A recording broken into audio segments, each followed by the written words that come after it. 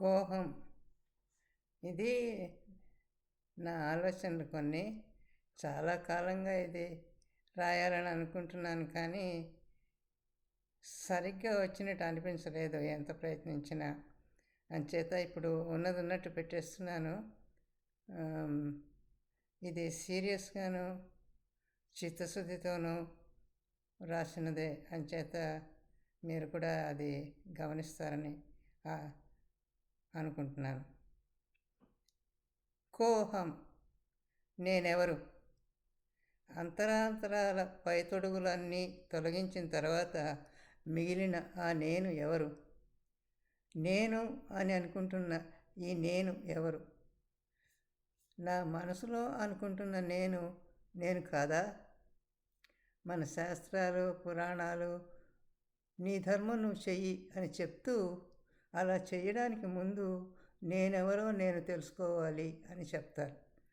అంచేత నేను అనుకుంటున్న ఆ నేనుతో మొదలు పెడతాను. అసలు నేనెప్పుడూ నేను ఘనం అనుకోలేదు, కానీ ఈ సమాధానం అక్కడితో ఆగదు. నా కుటుంబ సభ్యులు, బంధుమిత్రులు, ఇంట్లోనూ బయట తెలిసిన వాళ్ళు ఏమనుకుంటున్నారో అది కూడా నేనే. అమ్మ, అక్క, మేడం, బామ్మ లాంటి సర్వనామాలతో పాటు నా మాటల్ని, నా రాతల్ని బట్టి ఇతరులు నిర్దేశించుకున్న వ్యక్తిని కూడా నేనే. వాళ్ళ ఆలోచనలు, అభిప్రాయాలను బట్టి నేను అనుకుంటున్న నేను సంపూర్ణం కాదు. వాళ్ళ దృష్టిలో నా రూపం వాళ్ళ అనుభవాలు, ఆలోచనలను బట్టి ఉంటుంది. అవి నాకు తెలియవు. అంచేత అది కూడా నిర్దిష్టం కాదు.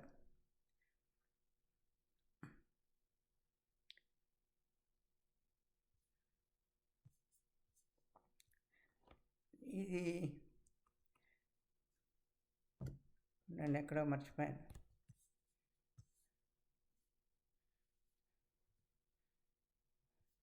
వెనకటి రోజుల్లో సాధారణంగా అలాంటి పరిచయాలు నా చుట్టూ ఉన్న వాళ్ళతోనే కనుక నా మాటలు, చేతలు కొంతలో కొంతైనా తెలుసుకుని చేసిన స్నేహాలు అవి.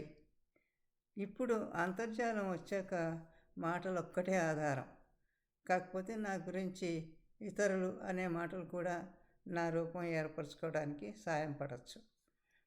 ఇలా ఈ రూపాలన్నీ కలబోసి, వాళ్ళు అనుకుంటున్నవి, నేను అనుకుంటున్నవి అన్నీ కలిపోసి తేల్చిన ఒక రూపం నేను అనుకోవచ్చు. కానీ అది చాలా, అది కూడా మాయేనేమో. నిశ్చితంగా ఆలోచిస్తున్నాను. ముఖ్యంగా పెద్దల విషయంలో ఇలాంటి వాళ్ళ అభిప్రాయాలు, ఆలోచనలు చూశాక నాకు కలిగిన అభిప్రాయాలు, ఆలోచనలు ఇవి. ఈ రెండు తరహాల్లోనూ చాలా తేడా ఉందనిపించింది. అంచేత ఇప్పటి ఒక పెద్దదానిగా అన్న మాటలు ఇక్కడ ఆలోచనలు, అభిప్రాయాలను. ముఖ్యంగా 2 తరాల క్రితం నాటి వృద్ధులకి ఇప్పటి వారికి ఆలోచనలో, అభిప్రాయాల్లో చాలా తేడా ఉంది. నిత్య వ్యవహారాల్లో చాలా తేడా ఉంది. ఇవన్నీ కారణం సమాజంలో కూడా వచ్చిన మార్పులు. అవి కొందరు గమనించడం లేదేమో అనిపిస్తుంది పెద్దవాళ్ళ మాటలు చూస్తే. అంచేత అన్నమాట. సరే, ఇంతకీ మొదటికి వద్దాం. అసలు నేనెవరు అన్న ఆలోచనతో మొదలైంది కదా ఇది. కోహం అంటే త్వమేవాహం అని ఉపనిషద్ వాక్యం. అలాగే మరికొన్ని మహావాక్యాలు కూడా ఉన్నాయి కదా. అహమస్మి, త్వత్మసి, ఇవన్నీ భగవంతుడు భక్తుడికి చెప్పిన ప్రవచనాలు. భగవద్గీత, ఉపనిషత్తులు కొన్ని చాలా కాలం క్రితం చదివాను. అవి చదివిన తర్వాత నాకు కలిగిన కొన్ని ఆలోచనలు మాత్రమే ఇప్పుడు గుర్తున్నాయి. ఇంకా కొన్ని అక్కడక్కడే చదివి, విన్నవి, తెలుసుకున్నవి. ఇక్కడే నాకు మళ్ళీ సందేహం. నువ్వే నేను అయితే ఇక్కడ ఇద్దరు లేనట్టే. మరి యోగ సాధన ఎందుకు? అసలు అర్జునుని ఎందుకు ప్రోత్సహించడం? ఆ యుద్ధం తానే ఎందుకు చేయలేదు? ఇలాగే యోగ యోగ వాసిష్ఠంలో రాముడి ప్రశ్న, వశిష్ఠుడి సమాధానం. నేను అక్కడక్కడ చూసిన వాటిని బట్టి ఇప్పుడు టీవీలో వీడియోలు చూసి నేను తెలుసుకున్నది ఇంకా ఇలా చాలా ఉంది. ఉదాహరణకి అర్జునుడు శ్రీకృష్ణుడిని, శ్రీరాముడు వశిష్ఠుడిని, జనకుడు అష్టావక్రుడిని, ఇలా అనేక శాస్త్ర గ్రంథాల్లో మనకి ప్రశ్నోత్తర రూపంలో తాత్విక ఆముష్మిక చర్చలు ఉన్నాయి.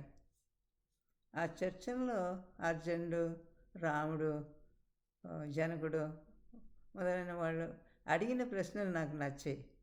ఆ ప్రశ్నలకి మా జ్ఞానులు, ఋషులు ఇచ్చిన సమాధానం మాత్రం నాకు చాలలేదు. బహుశా నాలాంటి సగటు జీవులకి కలిగే ప్రశ్నలే తీసుకుని చేసినవి ఈ ప్రవచనాలు అనుకుంటాను. అసలు పురాణాలు, ఉపనిషత్తులు, వేదాంత గ్రంథాల్లో కీలకమైన ఈ మహావాక్యాలు చాలా మటుకు నిన్ను తెలుసుకోవడంతో మొదలుపెట్టమని చెప్తున్నట్టు అనిపిస్తోంది. కనుక నన్ను నేను తెలుసుకోవడానికి ఇవి మార్గదర్శకం అని మొదలుపెట్టాను. వైరాగ్యం, వివేచన, నిష్ఠ, ధార్మిక చింతన వంటివన్నీ క్రమంగా సాధన చేసుకుంటూ పోవాలి అంటారు పెద్దలు. ఈ గ్రంథాలన్నిటిలోనూ కూడా సృష్టి ఎలా జరిగింది అన్న విషయం చాలా విపులంగా ఉంది. కానీ నా సందేహం అసలు సృష్టి ఎందుకు జరిగింది అని. బహుశా ఈ అంశం కూడా ఎక్కడైనా వివరించారేమో, నాకు ఇంకా దొరకలేదు.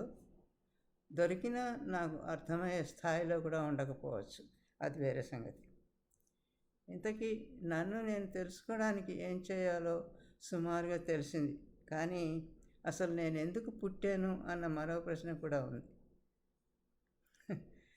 మనం నిత్య వ్యవహారంలో ప్రారంధం అంటారు, పూర్వజన్మ కర్మ అని కూడా అంటారు. మరి వెనకటి జన్మలో ఎలా వచ్చింది అంటే అంతకుముందు జన్మ అంటూ వెనక్కి చెప్పుకుంటూ పోవచ్చు ఎంత దూరం అయినా. కానీ నేను చూస్తున్నది అది కాదు.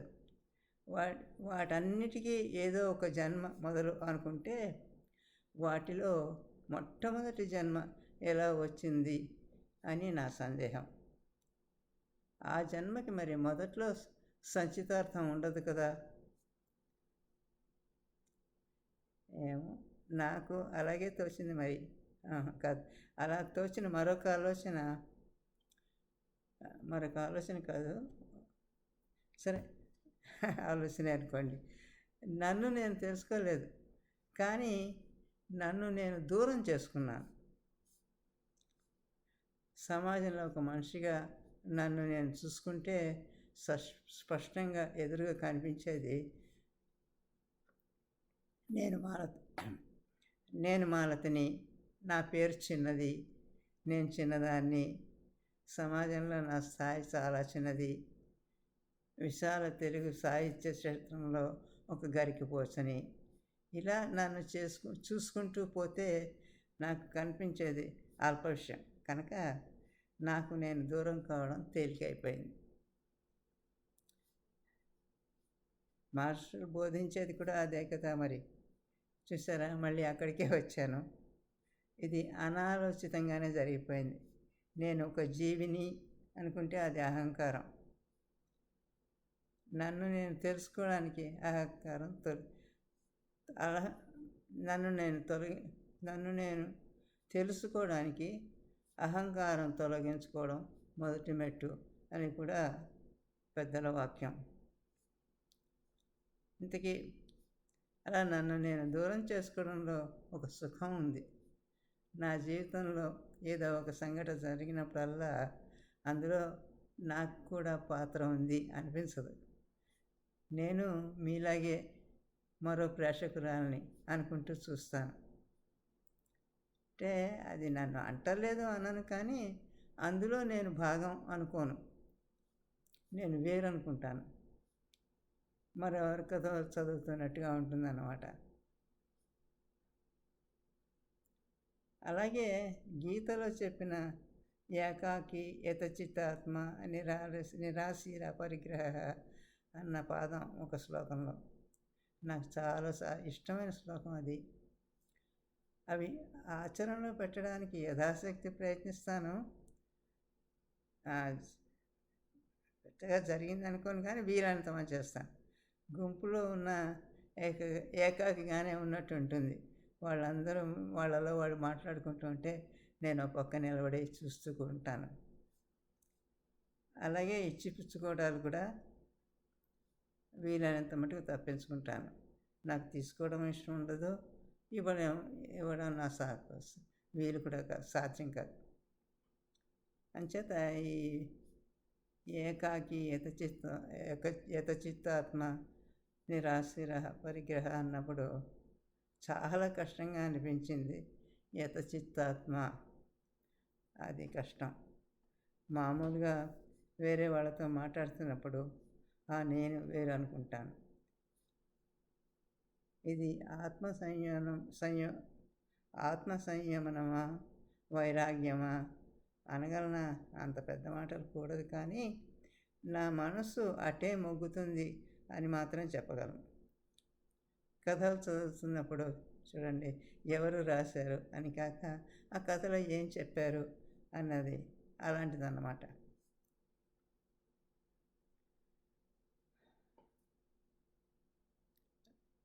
బంధుత్వాలు స్నేహాలు అన్నీ మాయ అని వేదాంతం బోధిస్తుంది. కానీ మాయే అనుకున్నా, మాయలో నేను భాగం అనుకున్నా, నీ ధర్మం నువ్వు నిర్వర్తించాలి అని కూడా శాస్త్రం చెబుతోంది కదా. మరి ఆ మేరకు నేను వాటిలో భాగమే కదా. ఇంట్లో పిల్లలు, వీధిలో ఇరుగు పొరుగు, ఉద్యోగంలో సహోద్యోగులు, వీరి పట్ల మన ధర్మం మనం నెరవేర్చాలి. మరి ఇదంతా మాయే అనుకుంటే ఈ ధర్మం మాత్రం మాయ కాదా? మాయే అని తెలిసి ఎందుకు కర్మ ఆచరించడం? అలాంటిదే ఇవన్నీ మీకు ఎలా అనిపిస్తాయో నాకు తెలియదు. నేను అలా ఆలోచిస్తున్నానని మాత్రమే చెప్తున్నాను. ఈ ధర్మం లాంటిదే స్థలం కూడాను.